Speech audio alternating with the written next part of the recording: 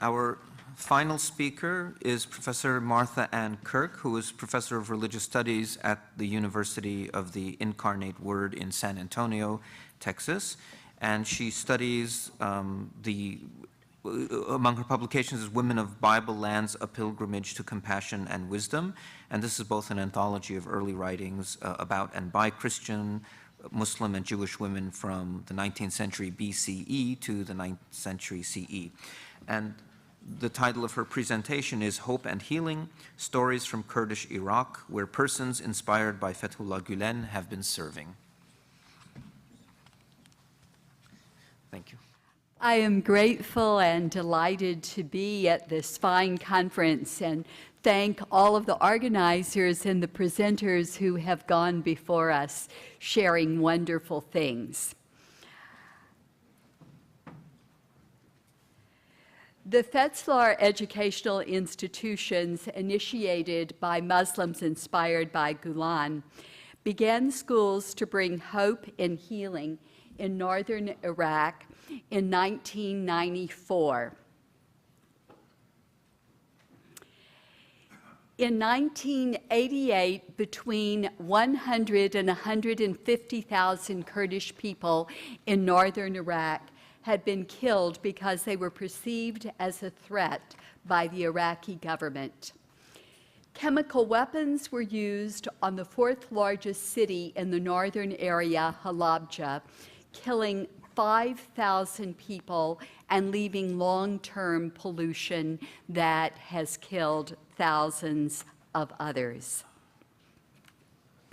From 1994 to 1998, rival Kurdish tribes sought power and fought with each other. In 2003, as Saddam Hussein was losing power, people of the region really feared that he would use chemical weapons again as a last desperate act. Now, people, especially children who have been in an atmosphere like this, might be afraid, distrustful, traumatized, angry. Children might easily turn to revenge. Also, there has been the challenge that countries that have a large number of Kurdish citizens fear that they might break away and form a separate country. Though northern Iraq is often considered a Kurdish area, yet it's a very complex mixture of Kurdish, Turkmen, Assyrian, and Arabic-speaking people. This is my photo of the oil fields of Kirk. I'm a Texan. I've seen lots of oil fields. I've never seen this much oil. They say that 1 out of 11 barrels of oil in the world comes from this area of Kirk. And people are very, very eager to control the area. Now, my paper is not meant to talk about the complex historical political situation, but I wanted to give you some idea of the challenges, the context in which these fine schools have grown. While some quantitative information was gathered, the research is primarily from this past summer, and I got information from about 100 people on how education and health care shared by persons inspired by Gülen has contributed to stability and peace in northern Iraq.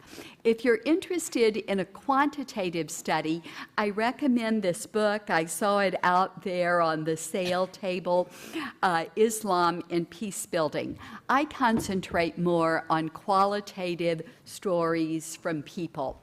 I got information from a wide range of people, all the way from one of the main inspectors of schools in the Kurdish region who works closely with the Prime Minister, to many parents, families that were so delighted to have their children in the Gülen schools, from principals, from teachers, from delightful students. I think my family thought I was going to be running between bullets. I wasn't running between bullets. I was having fun with people like this.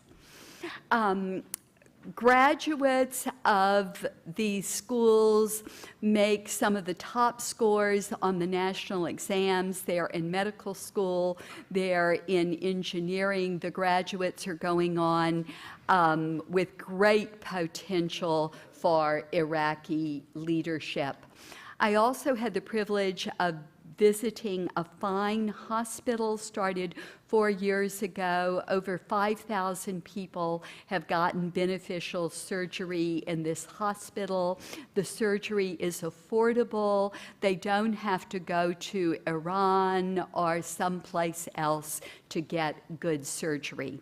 The people I interviewed were Muslim, they were Christian, they came from wealthy families, from disadvantaged families. I didn't have the opportunity to interview the governor, but I interviewed journalism students who had interviewed the governor and the former prime minister, and I got information from them on what these prominent leaders said praising the education in these schools.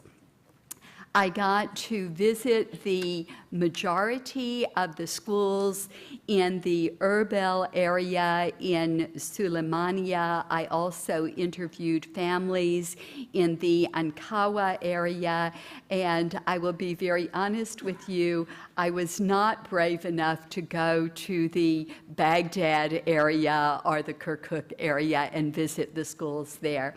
But maybe if I get to do research there next summer, which I'm hoping to do, I will. Ishik University is one of the places where there are about 5 times as many students taking entrance exams trying to get in. 5 times as many students want to get in as the schools can hold. That's certainly a tribute to the wonderful education that they are doing. I'd like to focus on stories about hope and healing. This is a biology teacher who encourages students in research. Mr. Shakho Mohammed started working at Ishik University this semester after a successful career at a high school. He limped sometimes because he was wounded by a bomb, but he is glad he is alive. He is from Halabja, where the 5,000 people died of chemical weapons. As a student, he began to read Gülen's writings in Arabic. He was inspired and impressed, especially that science and religion do not have to be in conflict. They can shed light on each other. And he sounded very much like the book Towards a Global Civilization of Love and Tolerance that has so many of Gülen's ideas. And I loved listening to him. The best believers are those who do good deeds. The struggle is to do the most good. Not to struggle against another person, but to struggle with yourself to do the most good. The Quran explains that killing one person is like killing the whole world. This is far from terrorism. He has 45 students doing research to try to improve the environment in that area. Because he saw the pollution of chemical weapons, he is so committed to protecting the environment. And he says that the Gülen schools are some of the first in the area to really make people aware of environmental issues. Now, he did not bring up depleted uranium. I did, because I've done previous study that the depleted uranium used by the United States in 1991 has seriously contributed to problems in Iraq. When I asked about it, he said yes. He has over 200 articles on what depleted uranium seems to have done. In some areas, 15% of the men are infertile where the depleted uranium was used. There are extensive congenital defects. There is extensive cancer. I'm a Catholic sister. I teach religion, I teach spirituality, and I said to him, you could come in and teach my spirituality classes with your beautiful attitudes. His contact with Gülen's ideas seemed to have transformed his suffering from violence into compassion for others and commitment to doing research and teaching to protect what Allah has created. The next person that I would like to focus on is Nargis. She is a senior at a university studying English. She has been the top in her class for the last 3 years, which certainly says that going to the Gülen-inspired school, she learned English very, very well. And next to her is a Turkish teacher who was so gracious taking me around and hosting me. Nargis is from a Kurdish family of 13 children, and I would like to read her story. The war between Iran and Iraq began in 1980. I was born in 1988, and my mother said that was the worst time. People were fleeing to all the neighboring countries. Most of the people from here were fleeing to Iran because people there would help us. Mother said that the people were running and there were bombs beside the roads. Families piled in trucks. Some were flatbed trucks and sometimes children would fall off. It was so hard for babies. I was 2 months old.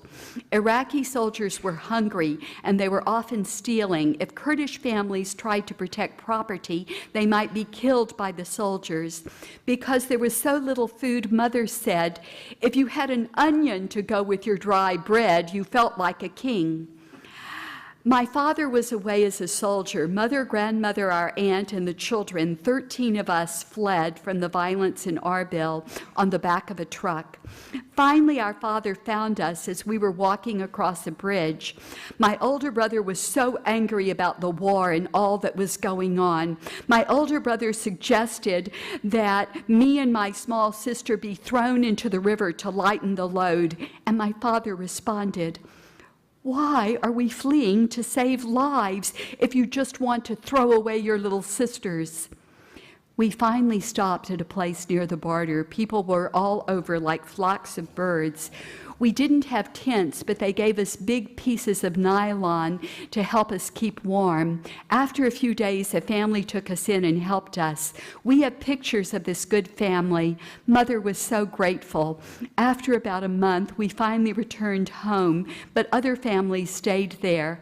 Our father was gone so much because Saddam forced people to be soldiers. You might be killed if you refused.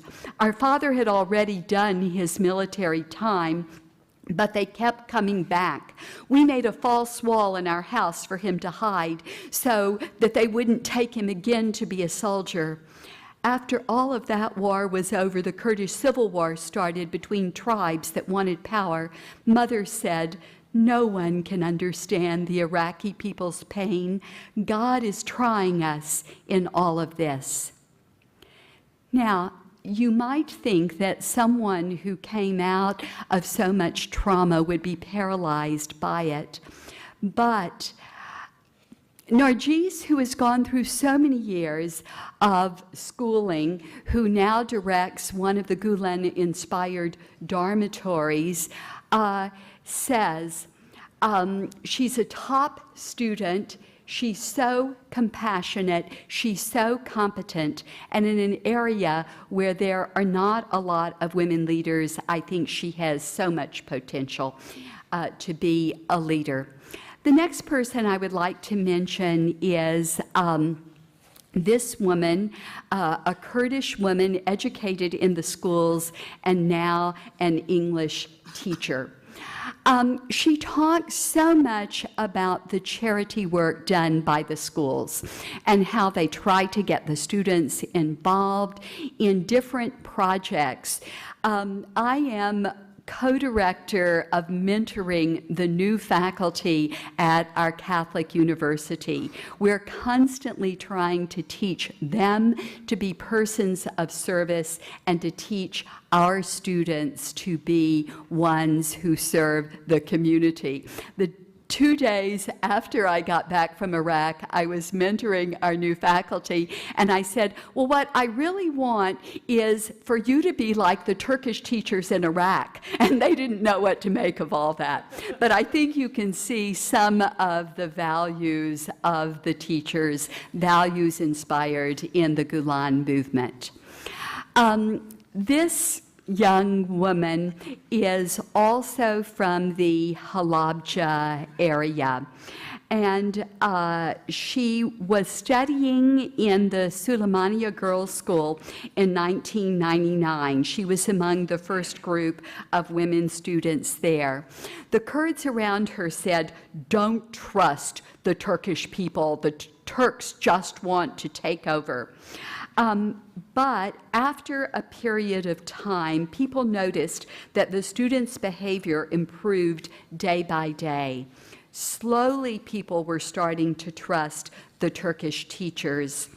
But then in 2003, when we thought Saddam Hussein was going to destroy all of us, we knew that the Turkish teachers would leave us. But they didn't leave us. Our principal said, your children are our children. We are ready to die here with all of you.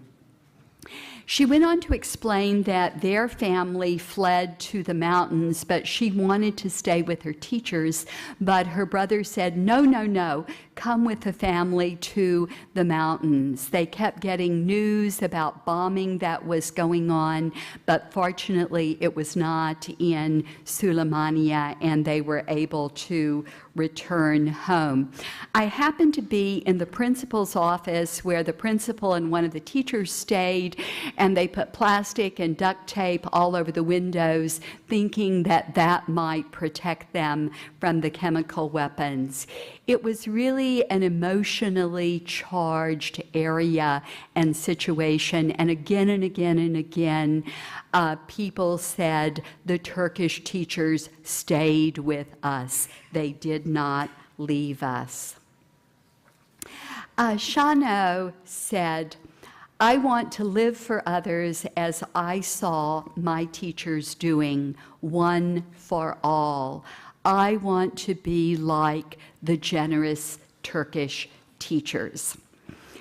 All of my students have heard me talk and talk and talk about this wonderful young man. He said, I want to tell you about how my views and life changed in these schools. My father was in the Islamic Party. We would hear about killing people that were on the other side. I was all excited because some of the others had been bombed and we were winning.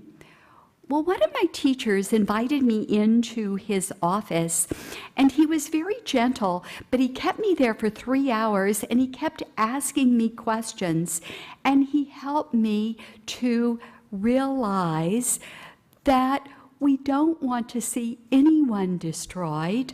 The Holy Quran says that we don't want the killing.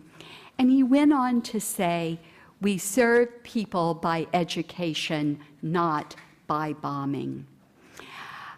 This teacher talked about how much the cancer rates have spread, and they kept emphasizing we are grateful when evil has been overcome.